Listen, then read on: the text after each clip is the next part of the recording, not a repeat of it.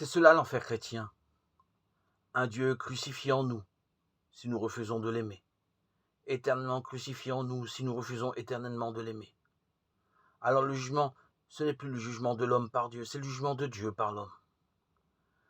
La lumière, lui, dans les ténèbres, elle, lui, toujours, les ténèbres ne la reçoivent pas. Il est dans le monde, et le monde a été créé par lui, et le monde ne le connaît pas. Il vient chez les siens ne le reçoivent pas. Et le jugement, c'est que la lumière vient dans le monde, et les hommes préfèrent les ténèbres à la lumière.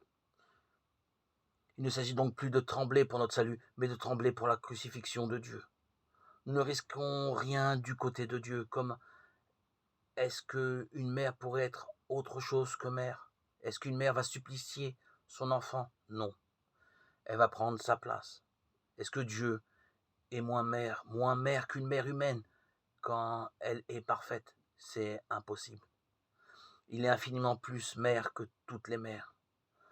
Nous ne risquons rien du côté de Dieu. C'est lui qui risque tout de notre côté. Car nous pouvons nous fermer, nous pouvons nous refuser, nous pouvons nous distraire, nous pouvons nous absenter. Et il est sans défense contre nous. Et c'est pourquoi le chrétien est déchargé du souci de son salut.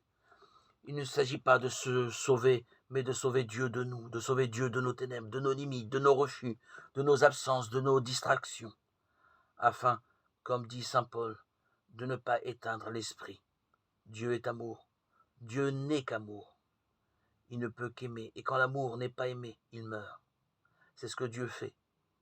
N'importe qui peut le tuer, et c'est pourquoi